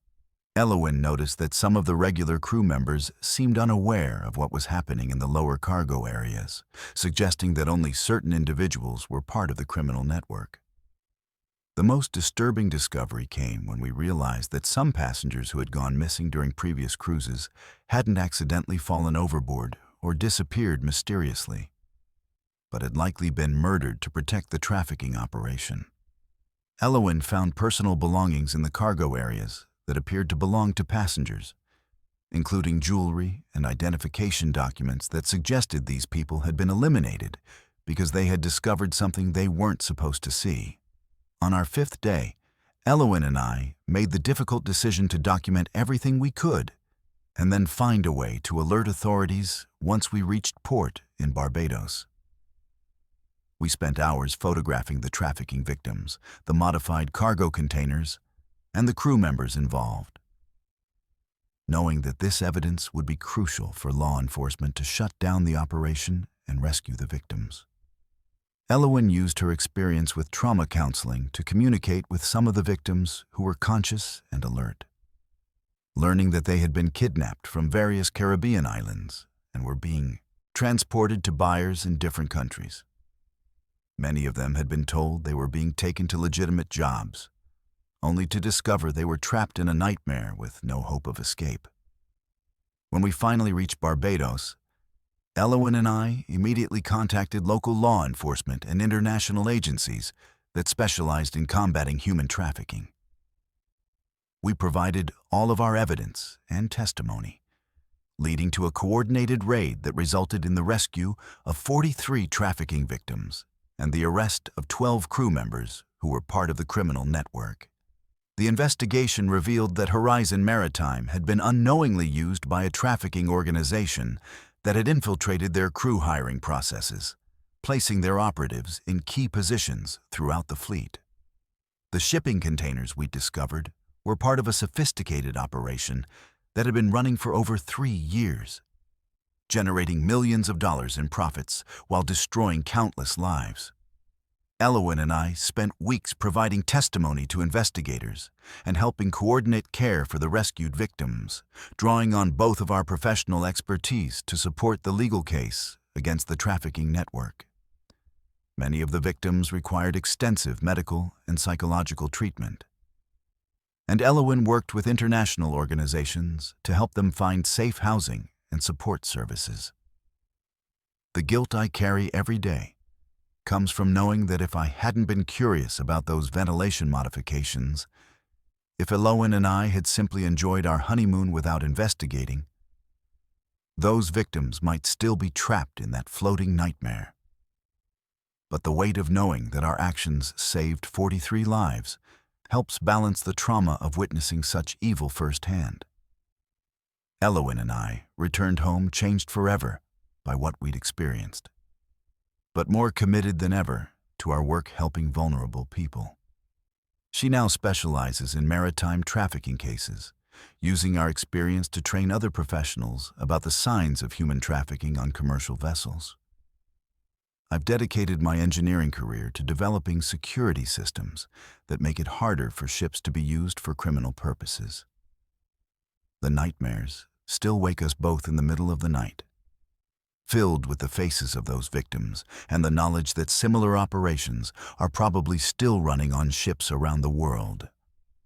Elowen has developed specialized protocols for identifying and reporting suspected trafficking cases, while I work with maritime authorities to improve inspection procedures and security measures that could prevent ships from being used for such horrible crimes. Our honeymoon cruise taught us that evil can hide in the most unexpected places. But it also showed us that two people with the right knowledge and courage can make a difference in saving lives and bringing criminals to justice. My name is Adeline, and I'm 27 years old. The algorithms are still watching me, even now as I try to tell this story, and I can feel their digital eyes tracking every keystroke I make. Before our honeymoon turned into a technological nightmare, I was a cybersecurity analyst for a major tech company in Silicon Valley, specializing in detecting and preventing digital surveillance systems used by criminals and hostile governments. My husband, Crew, worked as a software developer for a gaming company, creating virtual worlds where people could escape reality and find adventure, never imagining that our romantic getaway would trap us in a real-world horror that made his darkest game scenarios seem tame by comparison. I grew up as the only daughter in a family of computer programmers and electrical engineers in Seattle, where my father worked for Microsoft developing security protocols and my mother designed network infrastructure for healthcare systems. From childhood, I was taught that technology should protect people's privacy and safety, not exploit their vulnerabilities for profit or control. Crew comes from a working-class family in Ohio, where his parents ran a small hardware store, and he taught himself programming by rebuilding old computers that customers had discarded, developing an intuitive understanding of how digital systems could be manipulated or compromised. We met during a cybersecurity conference, where I was presenting research on surveillance detection techniques, and Crew was demonstrating how gaming engines could be used to visualize network security threats. Our relationship grew through late-night conversations about technology ethics and shared concerns about how rapidly advancing digital capabilities were outpacing legal protections for individual privacy. We both believed that our technical expertise gave us responsibility to help protect people from digital exploitation and unauthorized surveillance operations. Crew and I had saved for 18 months to afford our honeymoon cruise aboard Stellar Cruise Group's Diamond Princess from Vancouver to Alaska, working freelance consulting projects on weekends and holidays because we wanted to completely disconnect from our high-stress tech careers and experience the natural beauty of the Pacific Northwest together. My parents had contributed money from their retirement savings, saying they wanted us to have the romantic adventure they never had time for during their demanding tech careers. Crew's parents had given us their blessing and a vintage camera that belonged to his grandfather, encouraging us to document our journey with real photographs instead of digital images. Crew has this fascinating habit of analyzing the user interface design of every digital system we encounter. From hotel check-in kiosks to restaurant ordering tablets, because his gaming background has made him incredibly sensitive to how technology shapes human behavior and user experience. I brought along several non-fiction books about digital privacy and offline hobbies, planning to finally relax without constantly monitoring network security alerts and threat assessments that dominated my professional life. Our honeymoon began wonderfully as we explored Alaska's magnificent glaciers and wildlife, with Crew taking hundreds of photographs using his grandfather's film camera, while I marveled at experiencing natural beauty without feeling compelled to document it digitally. We spent our evenings in our balcony cabin talking about our dreams for starting a family and maybe eventually opening our own cybersecurity consulting firm that would help small businesses protect themselves from digital threats and privacy violations. But during our third day aboard the Diamond Princess, my cybersecurity instincts were triggered when I noticed unusual wireless network activity in our cabin that didn't match the ship's standard passenger internet services. As someone trained to identify unauthorized surveillance systems, I recognized signals that suggested hidden cameras or recording devices were operating throughout the ship's passenger areas. Crew initially thought I was being paranoid after years of working in high-security environments, but he agreed to help me investigate using his software development skills. Using portable network analysis tools that I always carried for work emergencies, I discovered that the ship's Wi-Fi system had been modified with additional hardware that was capturing and storing passenger data far beyond what was necessary for basic internet services. The surveillance network was recording conversations, tracking passenger movements throughout the ship, and even monitoring private activities in passenger cabins through unauthorized access to the ship's security camera system.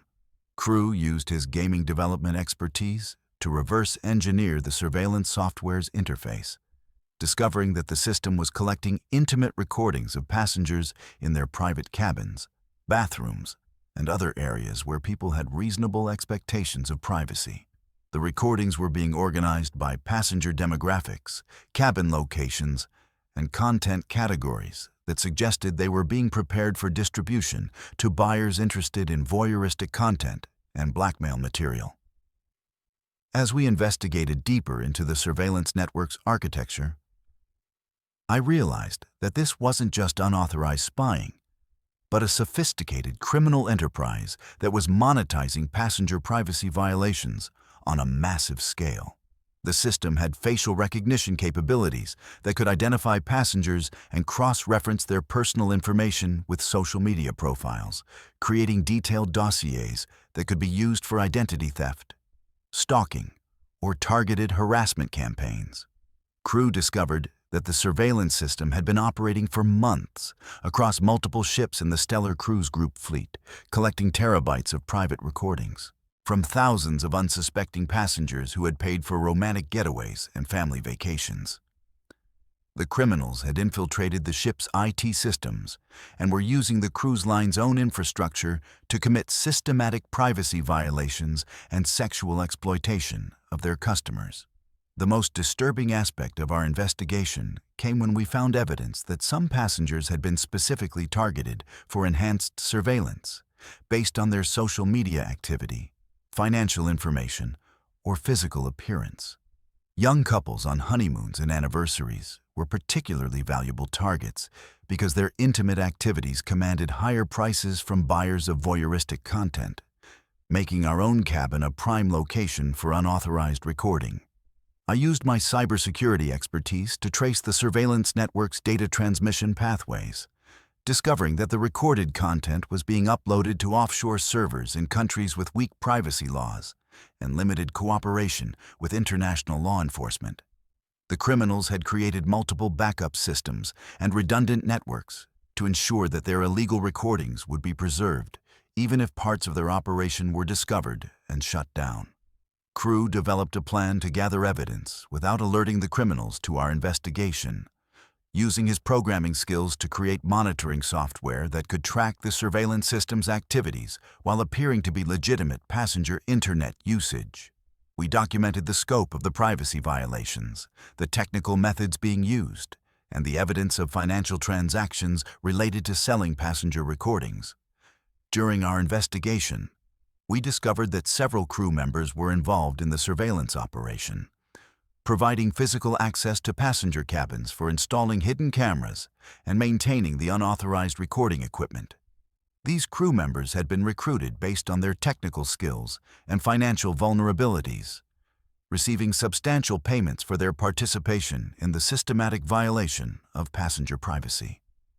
The breakthrough in our investigation came when crew found logs showing that the surveillance system was actively recording our own cabin, capturing our private conversations and intimate moments for distribution to unknown buyers. The realization that our honeymoon memories were being commodified and sold to strangers for their sexual gratification filled us both with rage and determination to expose this criminal operation.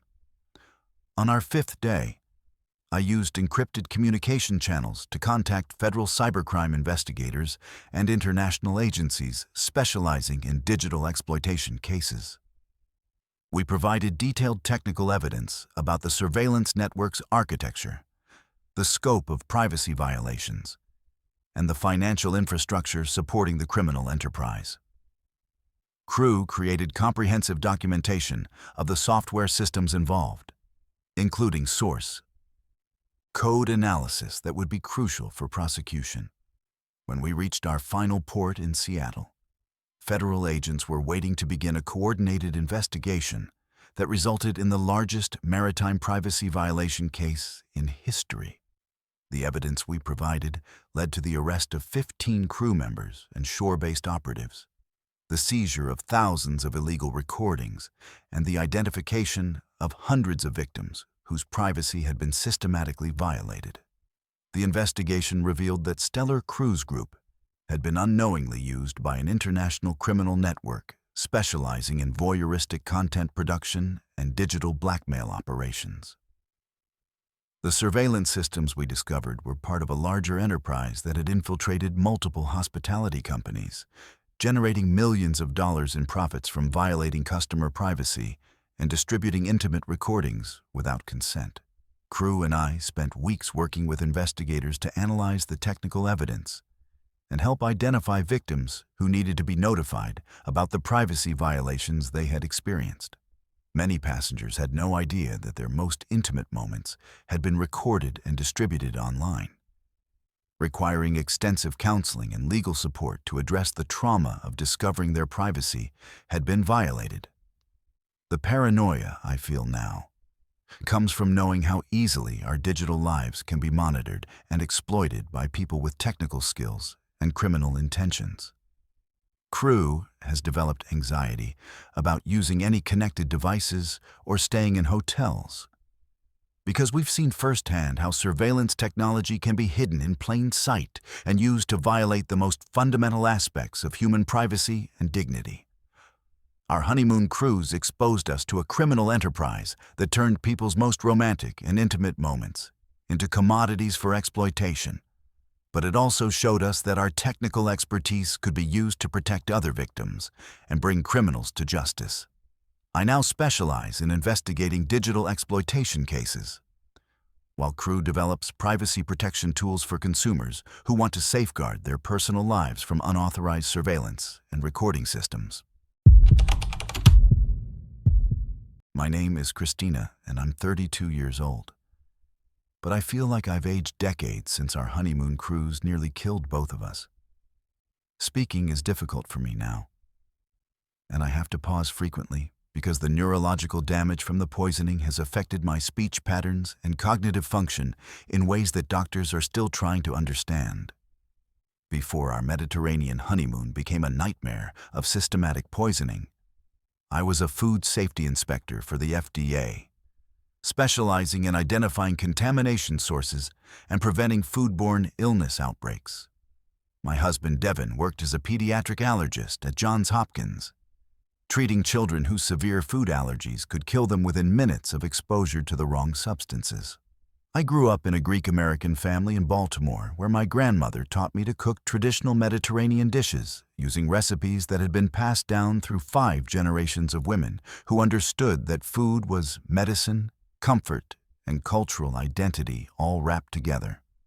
My father owned a small restaurant where I learned to identify the subtle signs of ingredient contamination and food spoilage, developing a palate sensitive enough to detect problems that could make customers sick. Devin comes from a Jamaican family, where his mother was a nurse and his father a pharmacist, giving him early exposure to how substances affect the human body and the importance of precise dosing when dealing with potentially dangerous compounds. We met during a medical conference about food allergies and contamination prevention, where I was presenting research on restaurant safety protocols and Devin was discussing emergency treatment for severe allergic reactions.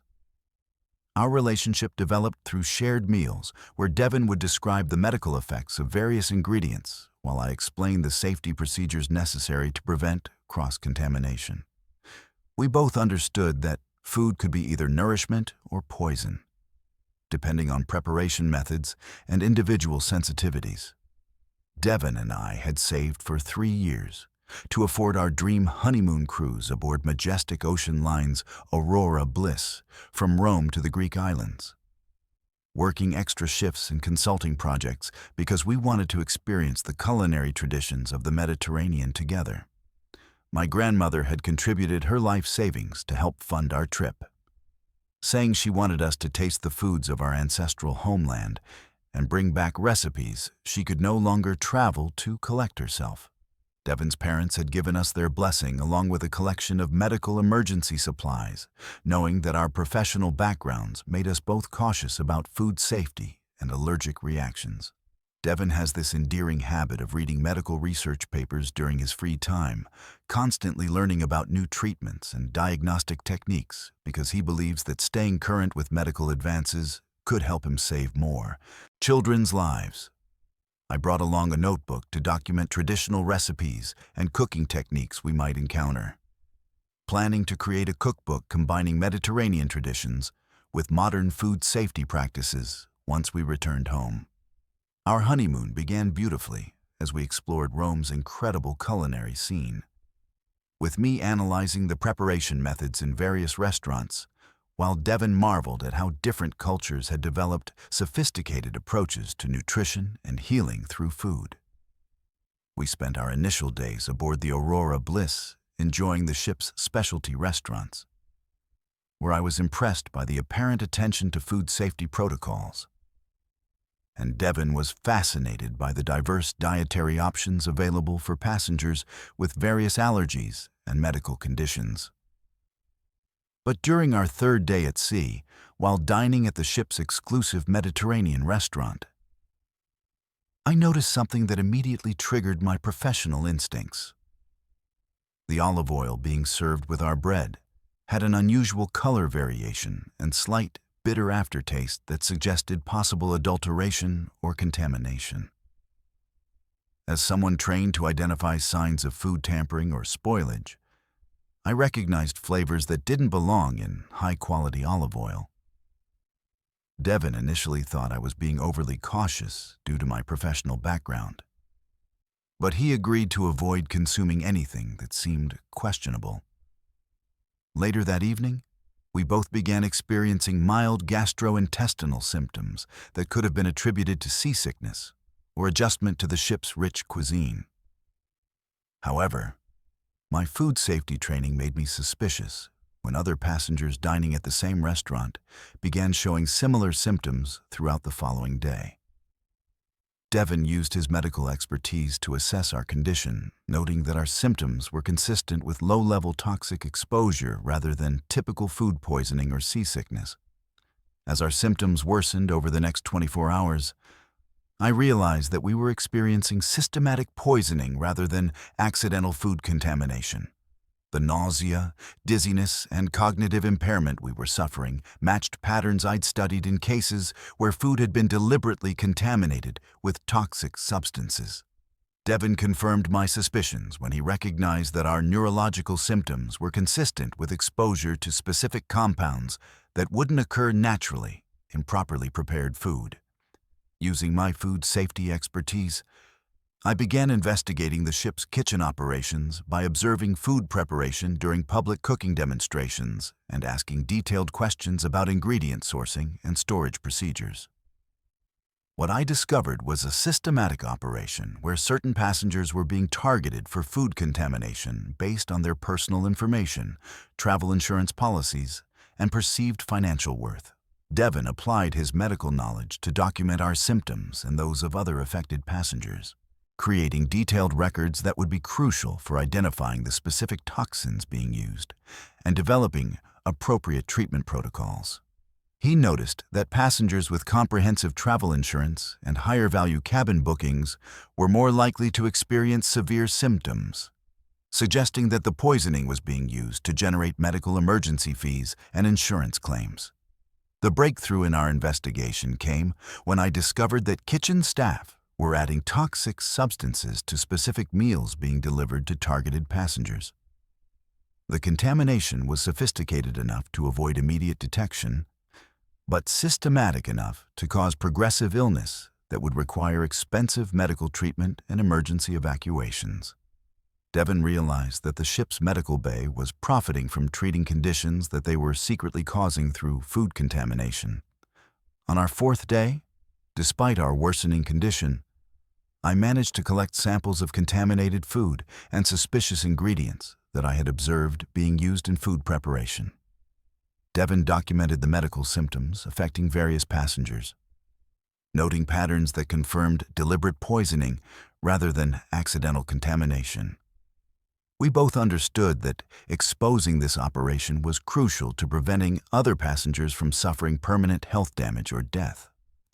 The most horrifying discovery came when we realized that several passengers who had become critically ill during previous cruises hadn't suffered from natural medical emergencies, but had been systematically poisoned to generate revenue from medical fees, insurance claims, and emergency evacuation costs. The ship's medical staff was part of a criminal enterprise that was deliberately harming passengers for financial profit.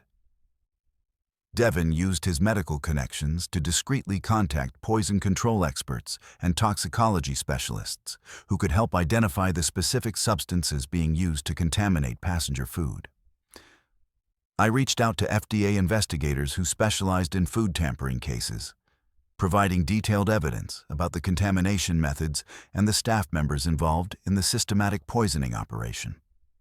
By our fifth day, both Devin and I were experiencing severe neurological symptoms that affected our speech, coordination, and cognitive function. Despite our deteriorating condition, we continued documenting evidence and gathering information that would be crucial for stopping the poisoning operation and saving other passengers from permanent health damage or death. When we reached our port stop in Santorini, instead of enjoying the romantic Greek island experience we had planned, we were evacuated to a specialized medical facility where toxicology experts confirmed that we had been systematically poisoned with multiple toxic substances over several days. The evidence we had collected led to immediate investigation of the Aurora Bliss and the arrest of 12 crew members involved in the food contamination scheme. The investigation revealed that Majestic Ocean Lines had been unknowingly infiltrated by a criminal organization that specialized in insurance fraud through deliberate passenger poisoning.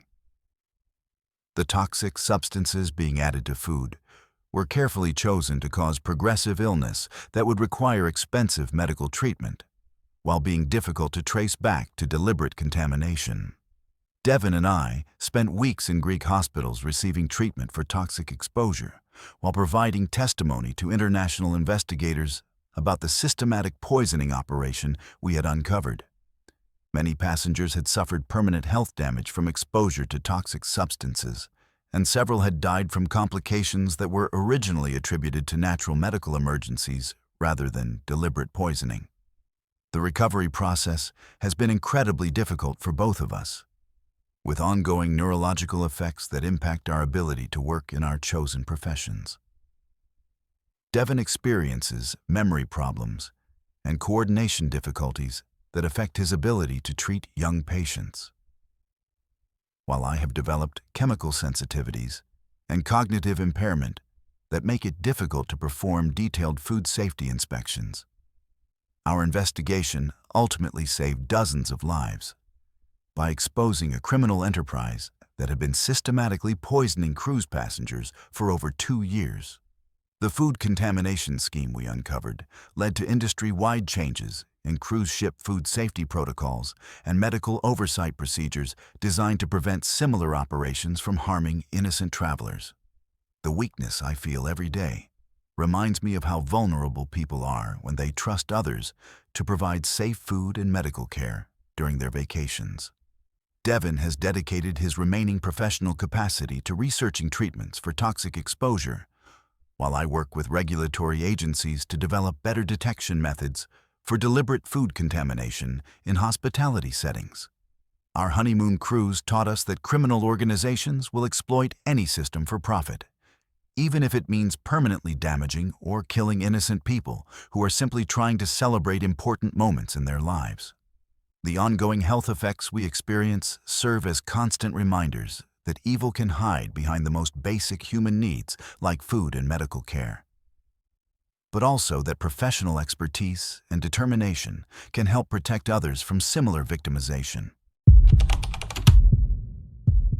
My name is Michael, and I'm 35 years old. What happened on our final night aboard the Celestial Voyager has haunted my dreams and shaken my faith to its very core. But I must tell this story because the families of the victims deserve to know the truth. Before our honeymoon cruise became a descent into supernatural horror, I worked as a chaplain at a veterans hospital in Virginia, providing spiritual guidance to soldiers whose souls had been scarred by war. My wife, Rebecca, was a trauma counselor who specialized in helping survivors of cult abuse and ritualistic violence, dedicating her life to helping people heal from the darkest forms of human evil. I grew up in a deeply religious Methodist family in rural Tennessee, where my father served as a circuit preacher, traveling between isolated mountain churches to bring God's word to communities that rarely saw ordained ministers. My mother homeschooled all 6 of her children, using biblical teachings as the foundation for every subject, and instilling in us an unwavering belief that spiritual warfare between good and evil is real and ongoing. Rebecca comes from a Catholic family in Boston, where her father was a theology professor and her mother worked as a social worker, specializing in cult deprogramming, giving her extensive knowledge about how spiritual manipulation can destroy families and communities. We met during an interfaith conference on spiritual trauma recovery, where I was presenting research on pastoral care for veterans suffering from moral injury, and Rebecca was discussing therapeutic approaches for helping cult survivors rebuild their relationship with healthy faith. Our courtship developed through shared prayer, theological discussions, and a mutual understanding that our calling was to help people find genuine spiritual healing rather than religious exploitation or manipulation. Rebecca and I had saved for 2 years to afford our honeymoon cruise aboard Infinity Cruises' Celestial Voyager from Southampton to the Norwegian fjords, working extra shifts and taking on additional counseling cases because we both believed that after years of ministering to traumatized souls, we deserved time to celebrate our marriage surrounded by God's magnificent creation. My congregation had contributed generously to our honeymoon fund, saying they wanted their chaplain to experience the beauty of God's world beyond the hospital's walls of suffering. Rebecca's family had blessed our journey with holy water from Lourdes and rosary beads that had been passed down through 4 generations of devout Catholic women. Rebecca maintains a daily ritual of reading scripture and writing prayers in a leather journal that belonged to her grandmother, believing that written conversations with God help her process the spiritual darkness she encounters through her work with cult survivors. I brought along advanced theological texts about spiritual warfare and pastoral counseling, planning to study for certifications that would enhance my ability to help veterans struggling with questions of faith and morality after combat experiences. Our honeymoon began beautifully as a floating spiritual retreat, with Rebecca and me attending sunrise prayers on deck while marveling at God's artistry displayed in the Norwegian fjords. We spent our days in quiet meditation, theological discussion with fellow passengers, and grateful prayer for the blessings the Lord had bestowed upon our marriage. The celestial voyager seemed like a sanctuary where we could deepen our spiritual connection while celebrating the covenant we had made before God and our families. But on our 6th day at sea, while taking our customary evening walk and prayers on the upper decks, I began noticing unusual activities among certain crew members that triggered my professional instincts for recognizing spiritual distress and manipulation. Groups of staff were gathering in secretive conversations, displaying symbols and behaviors that I recognized from my work with veterans who had encountered occult practices during overseas deployments in regions where such activities were common. Rebecca's extensive training in cult behavior made her immediately suspicious when she observed how certain crew members were recruiting passengers for exclusive evening activities described in deliberately vague, mystical terms. She recognized the grooming techniques and spiritual manipulation tactics that cult leaders employ to identify vulnerable individuals who might be susceptible to indoctrination, exploitation, or worse forms of abuse. During our investigation, we discovered that several passengers who had signed up for these special evening activities had not returned to their cabins or been seen in public areas for extended periods. When we inquired about these missing individuals at the guest services desk, we were given evasive responses about passengers choosing to spend time in private areas or disembarking early at port stops, explanations that contradicted what we had personally observed. On our final evening aboard the Celestial Voyager, Rebecca and I were awakened after midnight by disturbing sounds emanating from the ship's highest restricted decks. The noises included rhythmic chanting, human screaming, and other activities that filled us both with profound spiritual dread and recognition of evil presence. Drawing upon our combined experience with spiritual warfare and cult activities, we felt compelled to investigate while praying continuously for divine protection and guidance. Using our knowledge of institutional layouts from our work in hospitals and counseling centers, we managed to access restricted areas of the ship where we discovered a horrific scene that challenged everything I thought I understood about the nature of human evil. On the uppermost deck, partially concealed by equipment and structures, crew members were conducting what could only be described as a ritualistic sacrifice ceremony, involving passengers who had been reported missing during our voyage. The ritual was being performed by approximately 15 crew members, wearing ceremonial robes and masks, led by individuals who appeared to be ship officers based on their authoritative positions within the group. They had constructed an altar using ship equipment and were systematically torturing and killing passengers while performing incantations and ceremonies that Rebecca immediately recognized from her studies of satanic cult practices. Rebecca and I witnessed the murder of at least 4 passengers during this demonic ceremony, including an elderly couple from our dining table who had mentioned their plans to attend special evening activities earlier that day. The ritualistic nature of their deaths, combined with the ceremonial elements being employed, confirmed that we were witnessing organized occult practices rather than random violence or psychological breakdown among crew members. The most terrifying aspect of what we observed was the systematic, organized nature of these murders. suggesting that this was not an isolated incident, but part of ongoing ritualistic activities that had likely been occurring throughout multiple voyages. The crew members involved demonstrated familiarity with complex ceremonial procedures and appeared to be following established protocols for conducting these satanic sacrifices. Rebecca used her training in documenting cult activities to gather evidence, while I focused on memorizing details that would be crucial for law enforcement and ecclesiastical authorities. We both understood that exposing this evil was essential to preventing additional murders and bringing justice for the victims whose lives had been taken in service to whatever dark powers these individuals were worshiping. When we attempted to retreat from our observation position, we were discovered by crew members involved in the ritual, who immediately pursued us through the ship's corridors.